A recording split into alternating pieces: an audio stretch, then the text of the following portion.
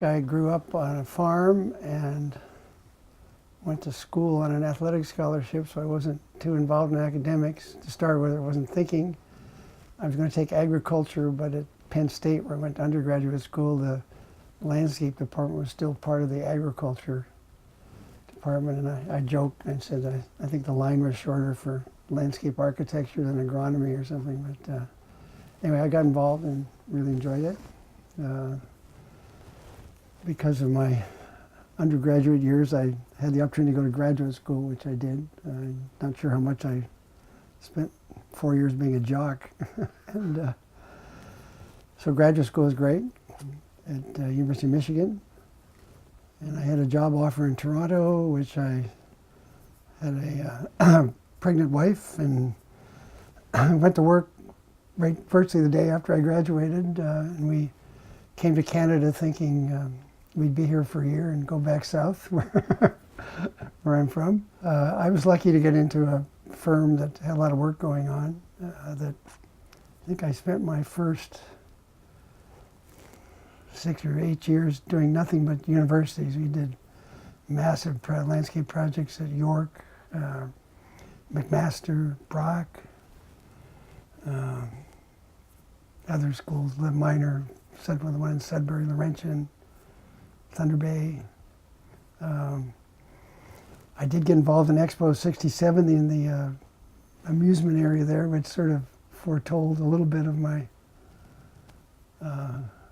future in business. But then I would say the main thing I enjoyed, the work was quite varied. We did, universities were certainly, in my memory of that, was pretty heavy duty for 6 or 8 years. I think the government just put a lot of money into expanding universities. So we had large projects. A lot of my graduate program was very technical. So and having grown up in a pretty practical environment, I think I got into what some of the guys did the design, and I was able to somehow put them together and get them built, not without challenges.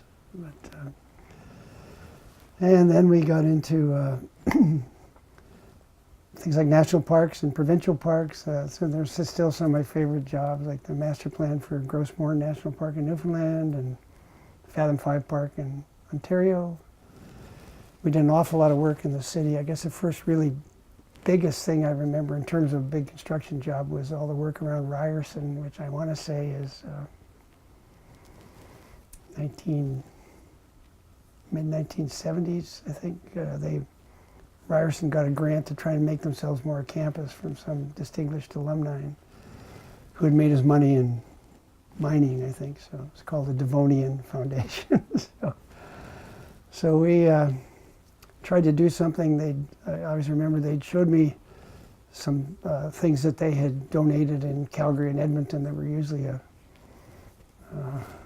park with some waterfalls in it and some things. And we wanted to do something that spoke to that Devonian Foundation, although it's actually pre-Cambrian. But we did the big skating rink there with the rocks, which became the identity for Ryerson in some ways, and then all the walls that go around. And I think it helped make Ryerson a campus instead of a bunch of buildings scattered in the city.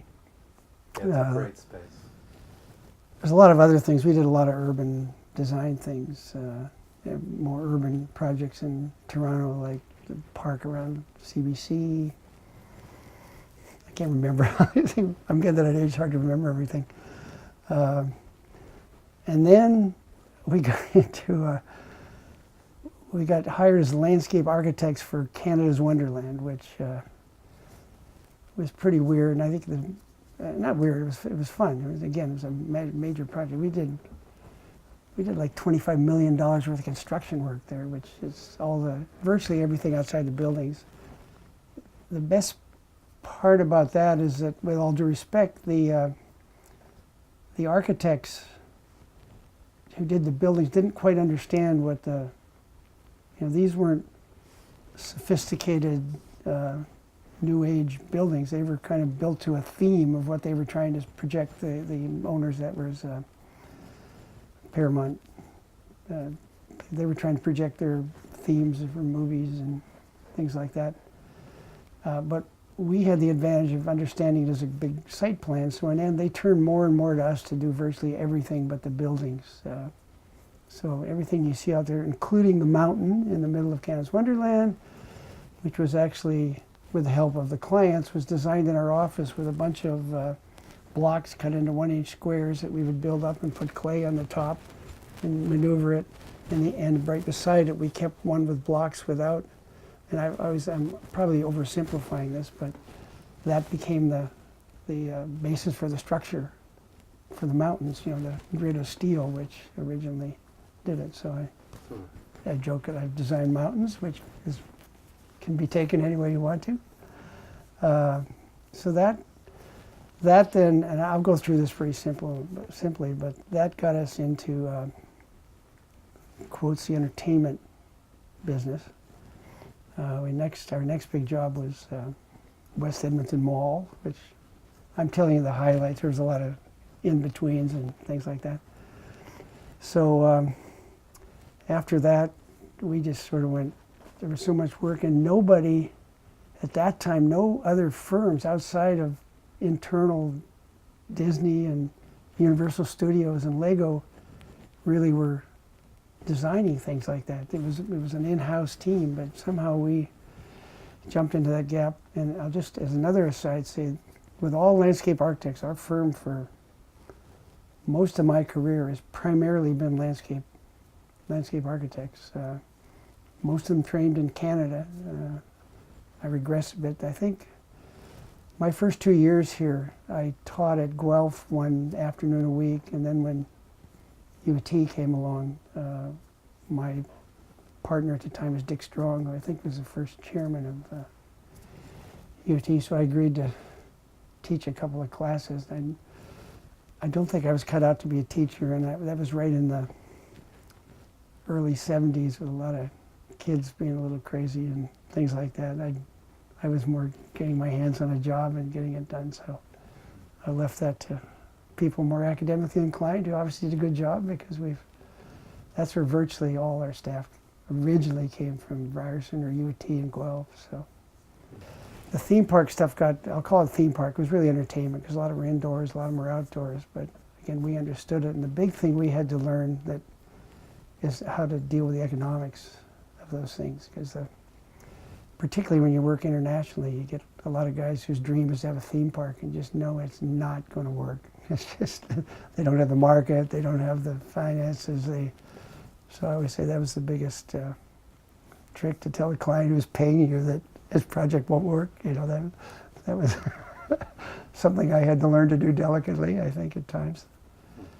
But I was always able to surround myself and got along well with staff, and had some terrific people who worked for me. I just noticed in the magazine that Nick Van Vliet, I could send Nick anywhere in the world. He was happy to go supervise projects, because we often, particularly internationally, we had to have a representative there to know when to contact back to the office, because a lot of times we did working drawings, a lot of times we didn't do the working drawings, particularly early work in China. They would take our design and try and hire the military engineering department or something to do the working drawings, technical drawings, and you can imagine a lot of stuff gets screwed up pretty bad. But anyway, Nick spent a lot of time on site for us. And I also know Don Graham passed away, which someone's a colleague. I never worked for him or worked with him, but I knew him a lot from early meetings and things. Anyway, we got off into that. So the firm now that you may know of is PHORIC, and doing very well. Last time I talked, I haven't been in there much, but they're about 125 people now, working all over the world. At least 75% or 80% of the partners are landscape architects. They're just big, complicated projects, and our background and training is, again, with all due respect, is much better geared to that than a lot of traditional architecture and planning firms. But you had to make a leap into what the world of fantasy is and stuff, which some people think's a little below what we should be doing, but they are big, complex projects.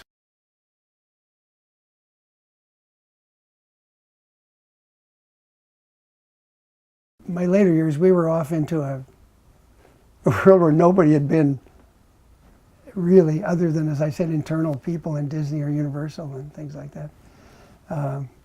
So we had to learn what their business was, how they worked economically, how they didn't, how you spread people around. And that was all new stuff for us. I guess if one thing I can say,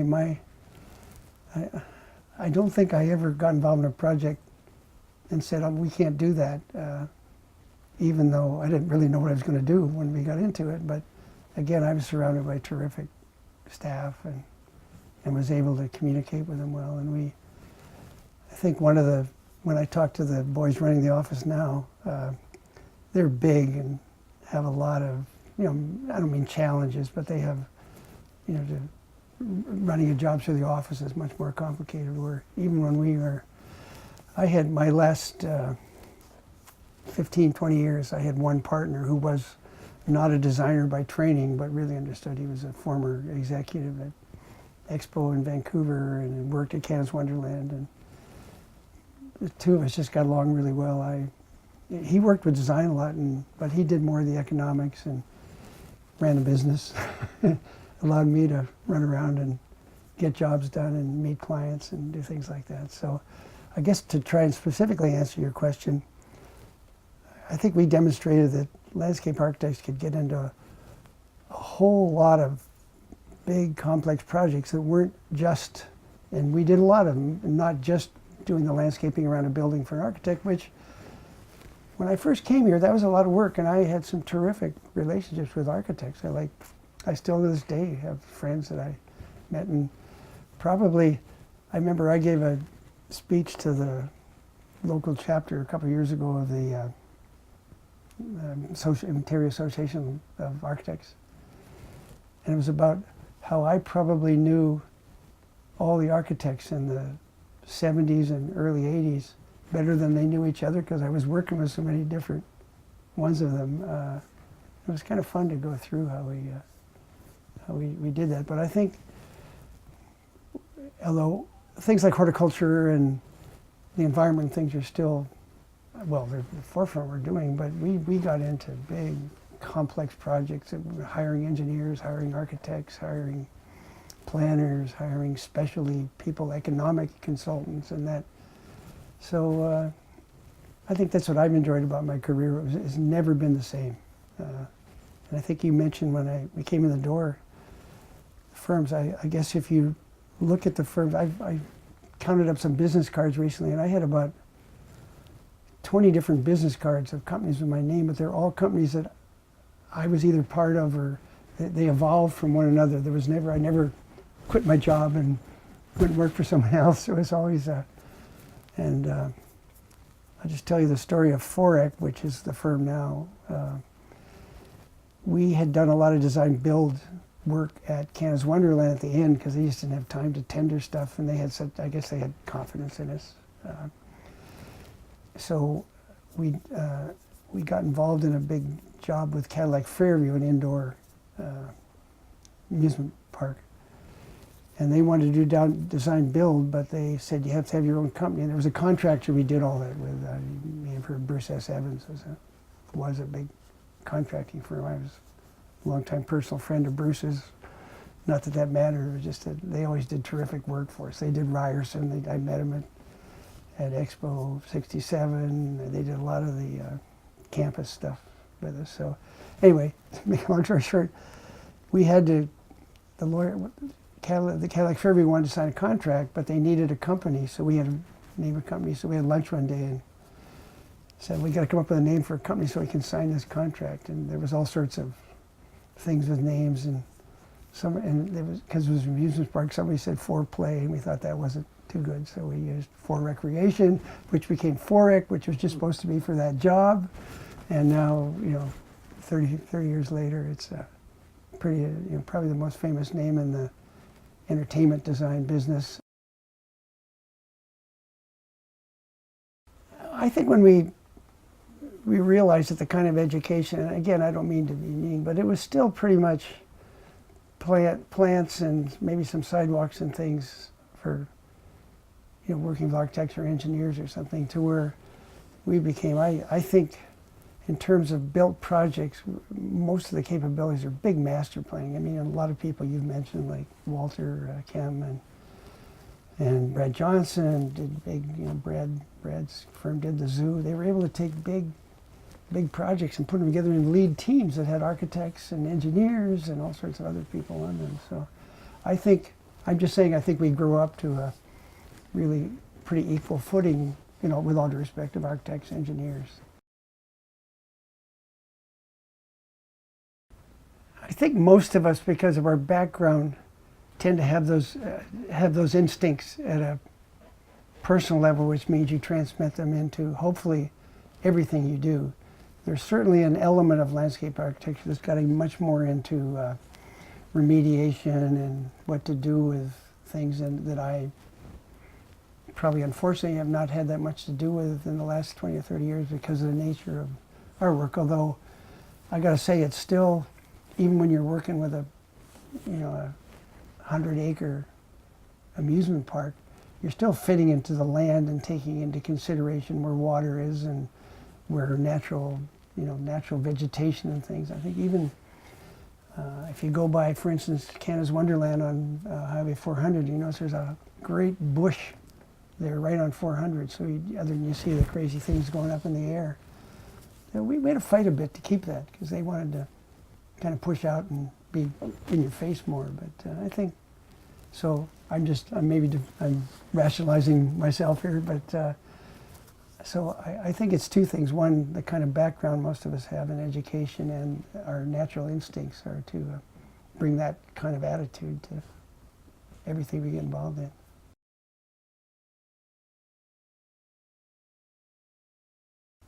A lot of the learning and the skills and things we presumably developed had to do with, originally, from working on things like national parks and provincial parks and so on, that it had to do with putting a lot of people into a space and trying to protect things that need to be protected. I think when you speak, maybe you're speaking, I gotta be honest with you, I've always had a little bit of a divided brain on, do I really like this work or don't I? I'm probably much more happier, have been a more traditional landscape architect, meaning parks and massive big studies of wetland, or whatever. I just said, I think I explained before, I was a little too oriented to getting my hands on things and getting them built, and to get mired in a study of something that may not happen for 40 years. But there is an element of our profession that does it very well, and I've always respected that. I've never said that my course of action was necessarily the right one. I can't say that I've not enjoyed almost everything I've ever done, and I'm lucky. And a lot of things were new. I don't think landscape architects had tried to do that kind of thing. Maybe they didn't have the opportunity, but we certainly did, and we were able to capitalize on it. And I joke with saying, I think we had when my longtime partner and I sold a business, it was all the staff. We came up with a very easy way to pass the firm on to the guys that were really doing it, was growing and growing and growing in the firm without the headaches of, a lot of professional businesses are hard to pass on. I talked to lawyer friends, and they said, oh God, succession of the firm is the worst thing we ever have to tackle. Well, these guys, I think, hit the ground running and have not turned back, which I'm delighted with. I might not manage it the way they manage it, but I'm delighted with what they've accomplished since. Again, a lot of the landscape architects when we first came, were still of the estate-trained thing. And again, that was what it was. And as I said, my undergraduate degree is in agriculture. That was part of the landscape, the landscape program at Penn State, where I went to school. So I look back, and I've been fortunate. I've had great person. One person I'd really like to mention, I don't know if you've ever heard of a lady named Margaret Kwan, who worked with me forever, and she was just unbelievable. I I never could communicate on design with someone as well as that. And well, she was not totally, but pretty much responsible for the things at Ryerson that we see a lot of over at CBC Park across from the convention center. So I think it's been the people that I've dealt with, the scope of work, and here I am. I guess I'm old age, approaching old age. I don't think I'm old.